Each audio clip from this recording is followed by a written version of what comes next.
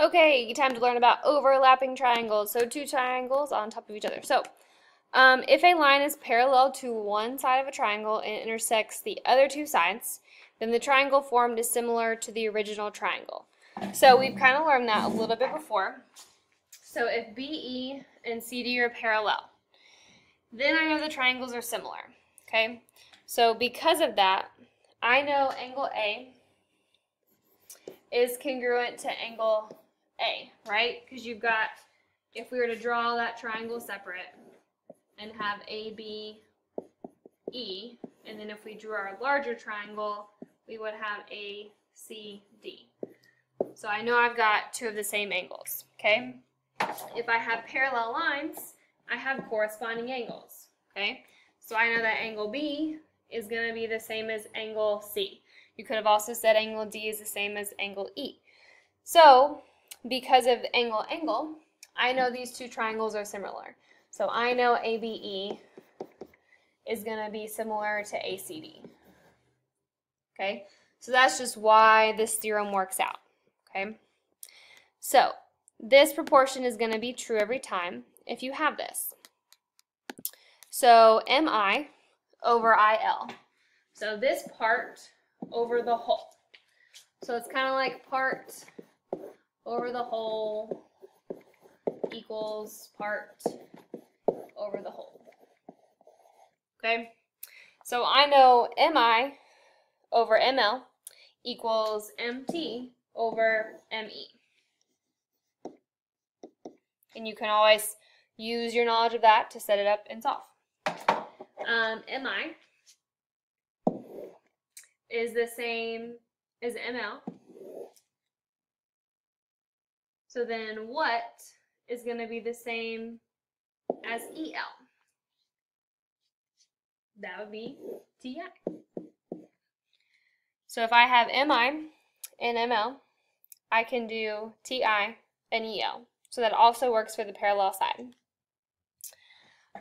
So if I had MT and ME, erase this so I can see it.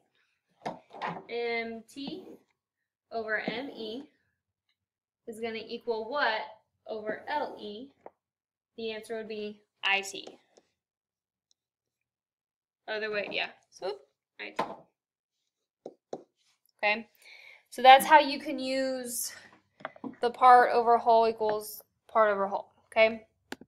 Now, two different ways. I like to redraw the triangles because apparently I like a lot of work. But I'm going to show you two different ways to solve for these, okay?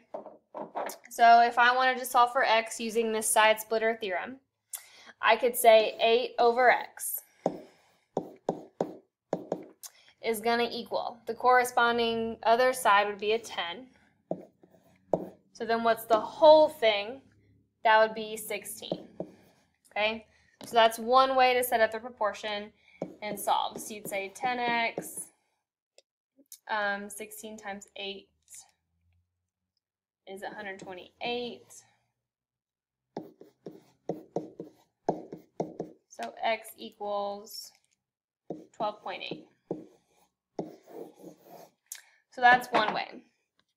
The other way, if you're a visual learner, is to redraw two separate triangles. So it's more work, but you will get it right every time, I promise.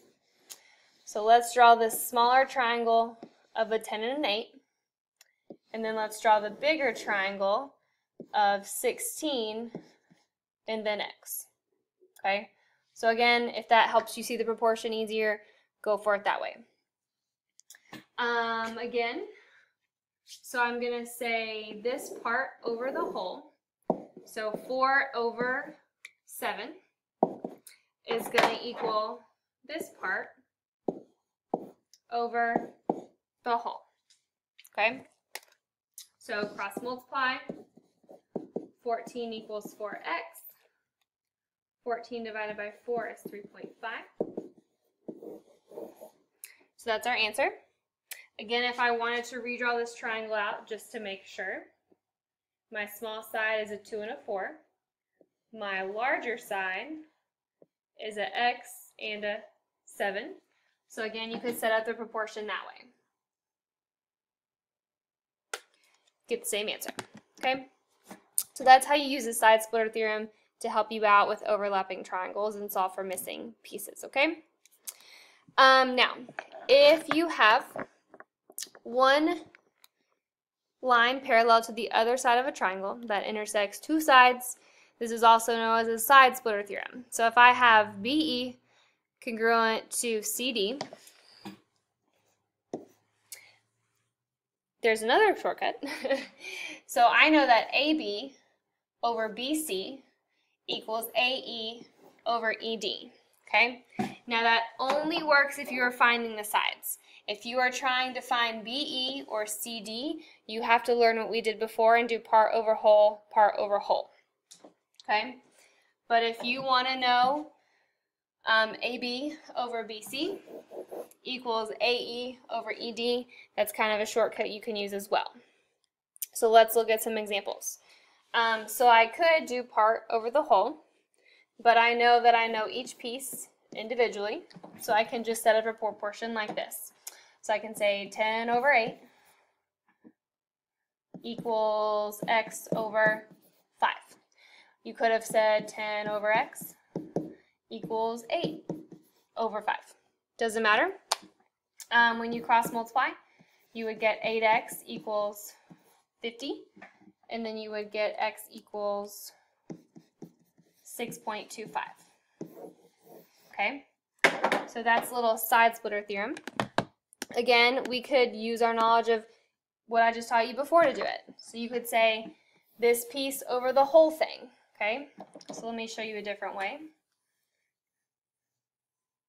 So you could say 8 over the whole thing, so 8 plus 5, equals 10 over the whole thing. Now when you're trying to do things like that, you would say x plus 10. So that whole length would be x plus a 10. So again, you could cross multiply that way and get 8x plus 80, because remember 8 times x and 8 times 10. 130 minus 80 is 50. Divide by 8, we get the exact same thing we just got.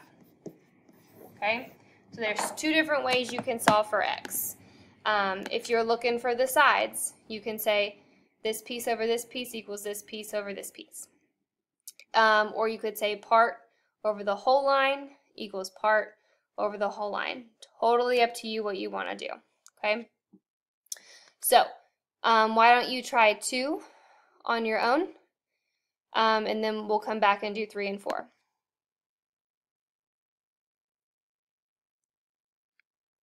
So you should have got x equals 15. So I did x plus 5 over 8 equals x over 6. Again, you could have set that problem up a lot of different ways, but when you cross multiply, just make sure, remember, do 6 times x and 6 times 5.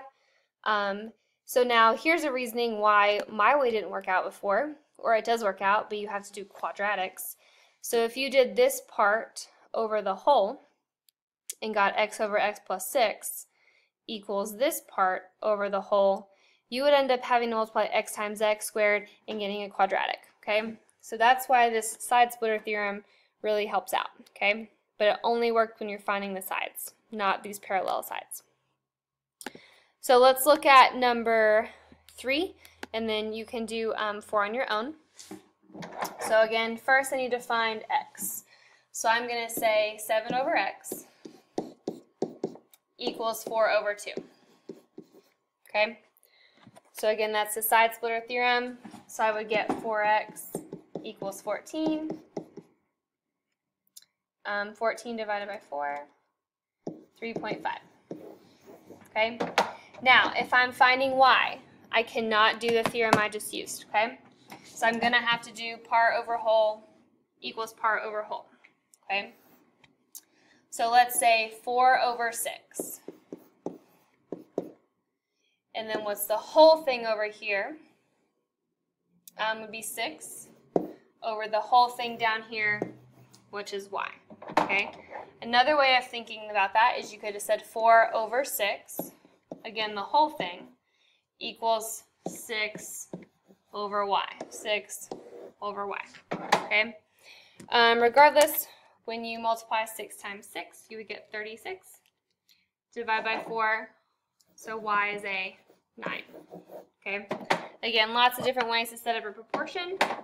Just make sure you're consistent. So why don't you try finding x and y over here on your own? Press pause and then we'll go over the answer.